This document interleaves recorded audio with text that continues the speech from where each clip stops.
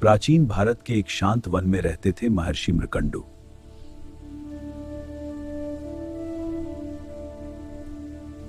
वे महान तपस्वी थे, पर एक पीड़ा उनके हृदय में थी।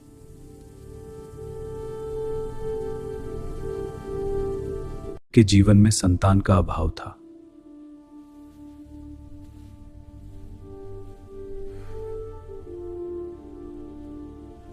उन्होंने संकल्प लिया, कठोर तप करेंगे।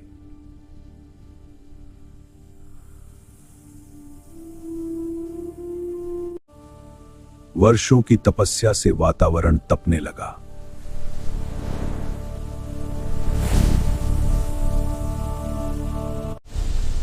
तब प्रकट हुए स्वयं भगवान शिव।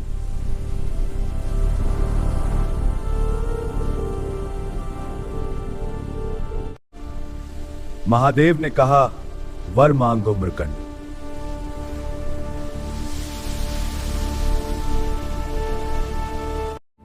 एक तेजस्वी पुत्र, पर आयु केवल 16 वर्ष, या साधारण पर दीर्घायु।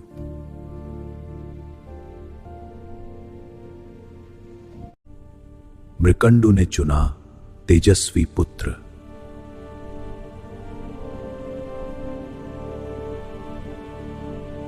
शिव बोले, तथास्तु।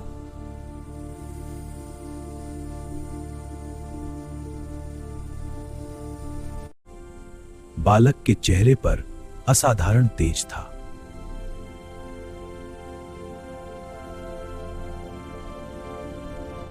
श्रद्धया वेदम पठ शिष्य। ओ ईशावास्यम सिमंजदागतनिधि। ईश्वर ने कम आयु में ही वे वेदों के ज्ञाता बन गए, पर उनका हृदय विशेष रूप से शिव भक्ति में डूबा था।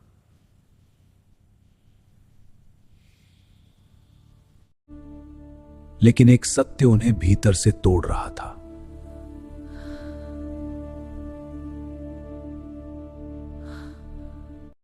सोलहवां वर्ष बालक का अंतिम वर्ष था।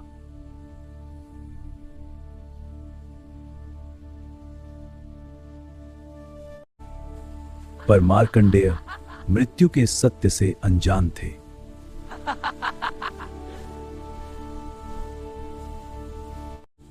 हर बीतता दिन माता पिता के लिए भारी था, क्योंकि कुछ ही दिनों में उनके पुत्र की मृत्यु होने वाली थी। बालक मार्कंडेय की भक्ति और गहरी होती गई। वो शिव भक्ति में लीन हो गए। ओम नमः शिवाय।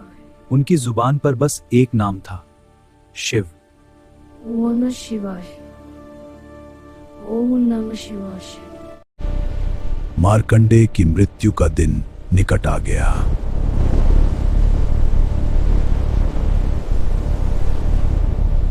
मार्कंडेय का 16वां वर्ष पूर्ण होने वाला था।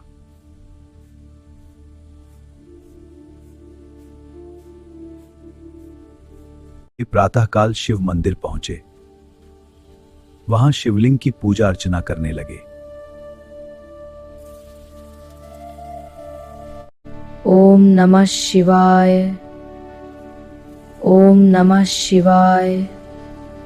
ओम नमः शिवाय। और उसी क्षण मृत्यु के देवता यमराज प्रकट हुए।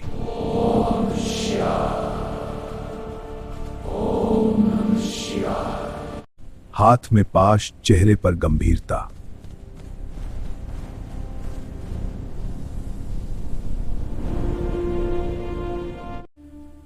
प्रकृति भी स्थिर हो गई,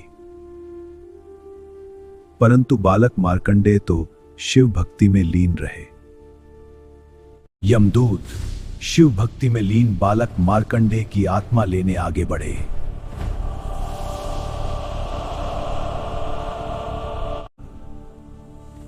पर बालक भयभीत नहीं था।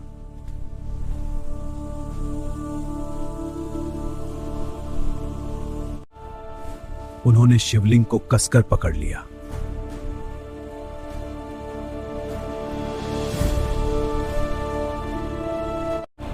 यमराज ने अपना पाश फेंका, लेकिन मार्कंडेय शिवलिंग को पकड़े रहे।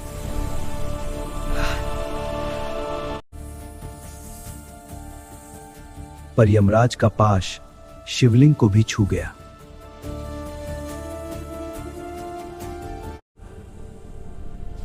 और तभी एक अद्भुत प्रकाश फूटा।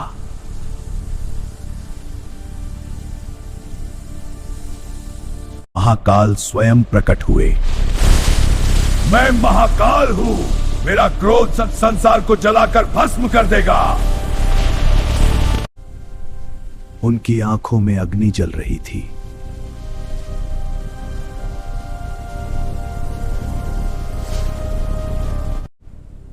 मृत्यु और महाकाल आमने सामने थे।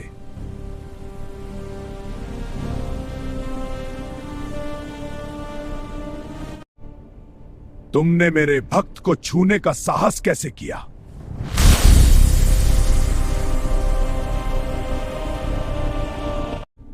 यह सृष्टि का नियम है, मुझे क्षमा करें भगवान।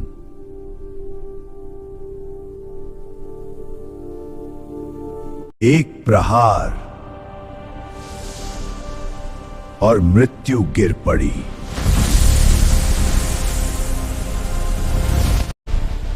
क्षण भर को सृष्टि रुक गई।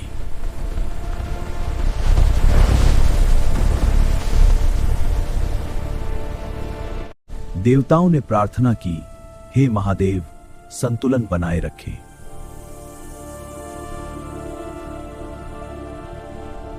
महाकाल का क्रोध शांत हुआ।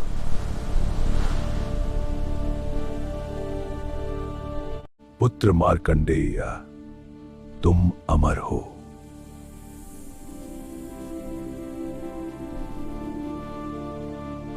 अब मृत्यु बालक मार्कंडेय का कुछ नहीं बिगाड़ सकती थी।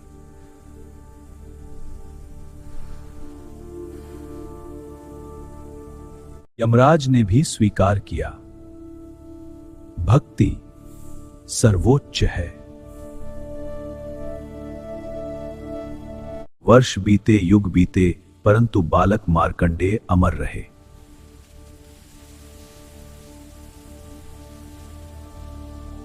भक्ति ने मृत्यु को परास्त किया।